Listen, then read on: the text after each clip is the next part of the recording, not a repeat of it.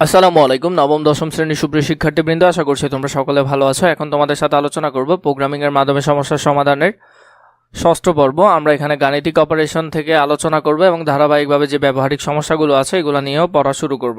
গাণিতিক অপারেশন অথবা arithmetic operation, আমরা গাণিতিক অপারেশন যেমন যোগ, বিয়োগ, গুণ, ভাগ, ভাগশেষ করতে সহজে নিচের অপারেটরগুলো ব্যবহার করতে পারি। অপারেটরের মধ্যে এখানে কি আছে? প্লাস, মাইনাস, গুণ, ভাগ, এরপর হলো ভাগশেষ। এরপর এগুলার কাজ কি এবং এগুলাকে কি নামে ডাকা হয় সেগুলো আমাদের একটু করে জানতে হবে। যেমন ধরো প্রথমে আছে প্লাস, এটাকে আমরা এডিশন বলি, এটাকে এডিশন অপারেটর বলে বা অনেকে অ্যাড হিসেবেও লিখে।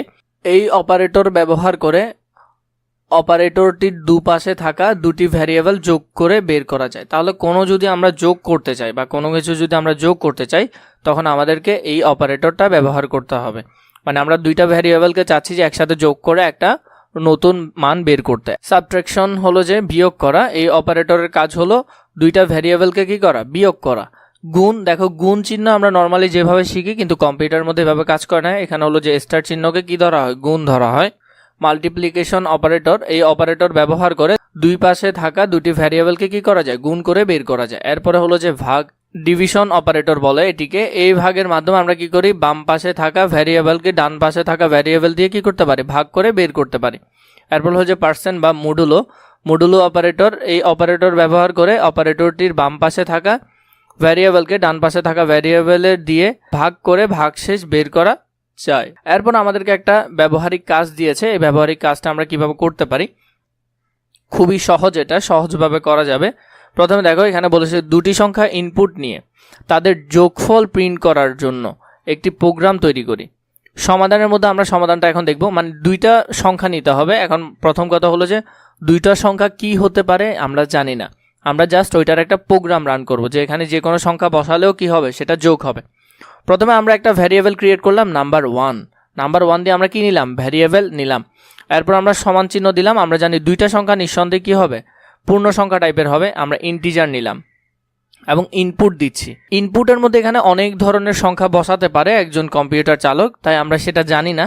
তাই আমরা কি করব? এখানে জাস্ট আমরা এখানে লিখব ইনসার্ট দ্য ফার্স্ট ইন্টিজার, মানে আপনার পছন্দের প্রথম সংখ্যাটা এখানে আপনি যদি লিখেন।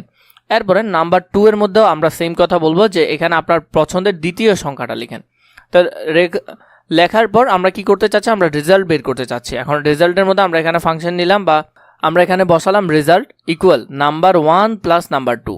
আমরা কি করলাম? একের সাথে দুইটা যোগ করলাম। আমরা এখানে একটা প্রক্রিয়াকরণ করলাম। এরপর আমরা প্রিন্ট দিতে বলতেছি কি? দ্য সাম অফ, মানে যোগফল। সাম মানে কি? যোগ। The some of number 1 and number 2 is result, মানে নাম্বার 1 এবং নাম্বার 2 এর রেজাল্ট কি বের হয়েছে। এই যে রেজাল্ট প্রক্রিয়াকরণের কাজটাতে কি বের হয়েছে সেটা আমাদেরকে দেখাতে বলেছে। এখন কোনো কারণে ধরো এই যে এখানে ইন্টিজার নাম্বারের মধ্যে ধরো তুমি এখানে নিলে 50 এবং পরে সেকেন্ড নাম্বারটা নিলে 100, তাহলে এখানের মধ্যে নাম্বার 1 এর জায়গায় হবে কত? 50 এবং এখানে হবে 100। তাহলে 100 আর 50 যোগ করলে কত হয়? তাহলে রেজাল্ট আসবে কত? 150। এখন এই যে একজন কম্পিউটার চালক যে 50 আর 100 দিবে তা কিন্তু আমি জানি না। এই জন্য আমি এ ধরনের একটা প্রোগ্রাম তৈরি করলাম যাতে সে যেই সংখ্যাই দেখ না কেন সেটা যাতে যোগ হয়ে আসে। তো আমরা যদি এখানে একটু খেয়াল করি তাহলে উপরের প্রোগ্রামটি রান করলে তুমি পছন্দ মতো দুটি সংখ্যা ইনপুট দিতে পারবে। এই প্রোগ্রামটা যদি আমরা রান করি তাহলে একজন কম্পিউটার চালক ওর ইচ্ছা মতো যে কোনো সংখ্যা দিতে পারবে। আমরা কিন্তু জানি না সে কি দিবে। তারপর সংখ্যা দুটির যোগফল হিসেবে নিচের মতো যোগফল দেখাবে। তাহলে আমরা যদি কি করে? প্রথমটা 50 ধরে, পরেরটা 100 ধরে, তাহলে পরেরটা সাম 50 এবং 100 এর সাম কত বের হবে? 150 বের হবে। আশা করছি এই যে ব্যবহারিক কাজটা আছে এটা তোমরা বুঝতে পেরেছো। যদি বুঝতে না পারো তাহলে আমাকে কমেন্ট করে জানাবে, আমি তোমাদেরকে খাতা কলমে বোঝানোর চেষ্টা করবো ইনশাআল্লাহ। এরপর দেখো উপরের প্রোগ্রামটি কিছু পরিবর্তন করে বিয়োগফল ও গুণফল ছাপানোর একটি প্রোগ্রাম তৈরি করো। তাহলে এখান থেকে তোমরা কি করবে? বিয়োগফলেরটা কিভাবে হতে পারে এবং গুণফলেরটা কিভাবে হতে পারে একই ধরনের এখানে সবকিছু সেম থাকবে। রেজাল্টের জায়গায় এখানে কি হবে? যোগের জায়গায় একবার বিয়োগ অপারেশন, একবার গুণ অপারেশন, একবার এখানে সামের জায়গায় কি হবে? ওইখানের কথাগুলো এখানে বসবে। এরপর দেখো এখানে কম্পারিজন বা তুলনা করা অপারেটর এবং তাদের ব্যবহারগুলো কেমন। ইকুয়াল, ডাবল ইকুয়াল যদি থাকে তাহলে আমরা এটা দেখব যে উদাহরণটা এখানে দেওয়া আছে এবং এখানে বলছে যে ব্যবহারগুলো হলো ডান দিকের যদি ডান দিকেরটা এবং বাম দিকেরটা যদি সমান হয় তাহলে তোমাদেরকে এই ডাবল ইকুয়ালটা ব্যবহার করতে হবে। এরপর হলো যে বিস্ময়সূচক চিহ্ন বা এক্সক্লেমেটরি চিহ্ন এবং ইকুয়াল থাকলে, যখন কোনো কিছু নট ইকুয়াল হবে মানে সমান হবে না, ডান দিকের অপারেটর এবং বাম দিকের অপারেটর যদি অসমান হয় তাহলে তোমাদেরকে এই চিহ্নটা ব্যবহার করতে হবে।